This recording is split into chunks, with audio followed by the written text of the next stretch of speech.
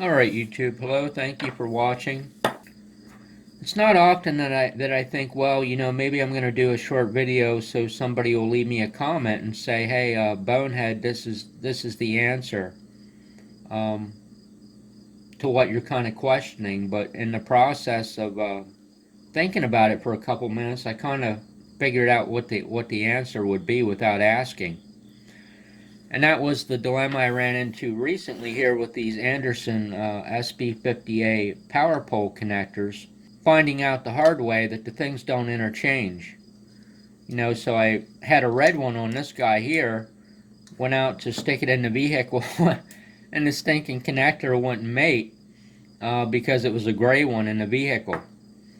So then I bring this back in, and I think, well, I need to do some more work on this. Well, the only problem is I got a stinking red one here on the bench. So, yeah, I'm kind of a mess on these connectors.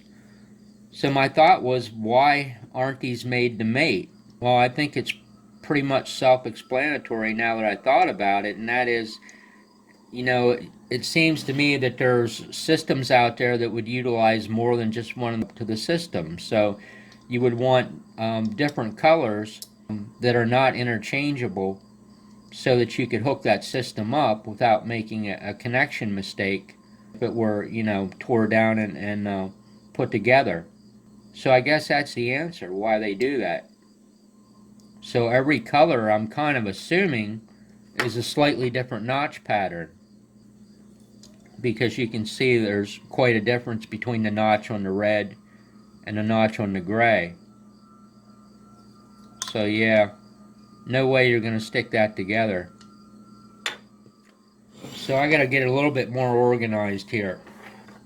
Next time I go to get these guys, I've learned a good bit about them, so I'll just start getting more of these to have at hand, so I can kind of stay away from this problem. One thing you don't want to do, I can tell you this much, and I'm kind of a little ashamed to admit I've done this twice now on these, is stick one of these guys in backwards for whatever reason.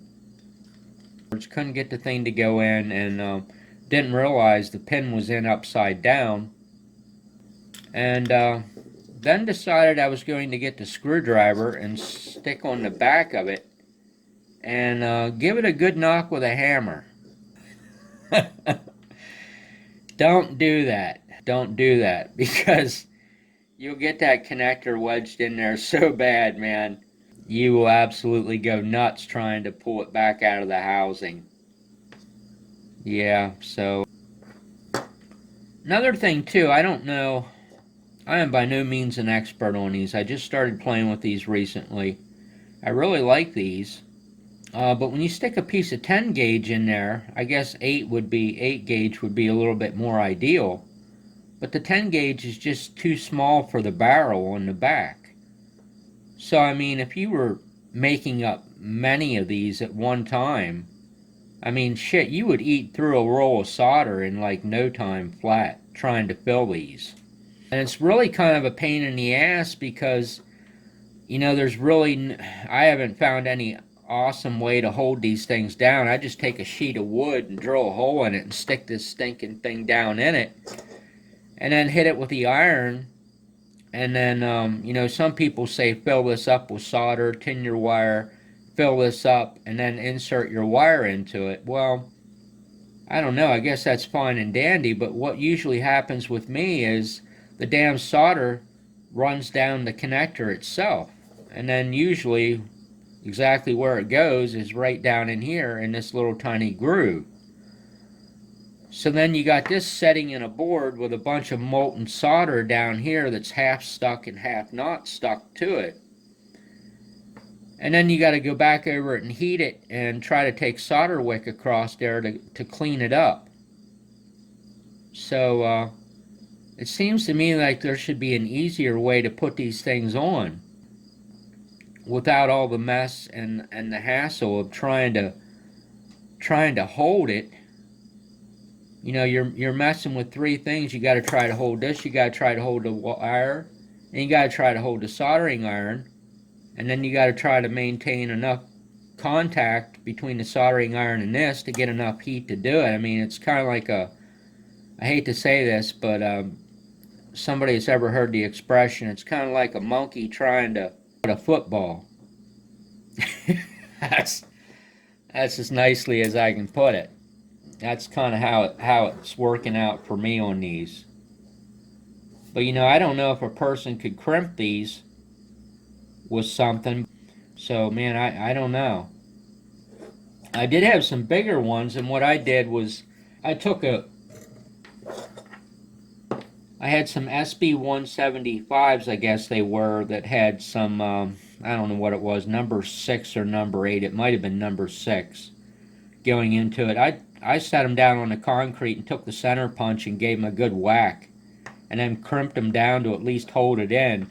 And then I stripped my wire back long here so the insulation wouldn't be melting off of it, and then hit it with heat, and then filled the rest of it up with solder.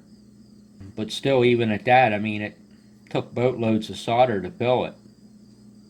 So, and then usually by that time, this wire here is melted back depending upon what wire you have. So it seems to me like there should be some easier way, but you know, I just don't know what it is. Another thing I've ran into also is sometimes the solder will pull back the wire and harden up the wire here, which can sometimes be a good thing, but sometimes your wire will get all contorted because of the solder drew back and then hardened, you know, when the wire wasn't straight on with the connector. So then when you try to shove it in, you can't get the stinking thing to go in right. So I'm kind of thinking there's a science to these. Sometimes actually having the solder pull back into the wire will help you because it'll stiffen this up so it makes it easier to push the thing in. Otherwise, you're with something like this, it's kind of like pushing on a wet noodle because the wire is so spongy and rubbery.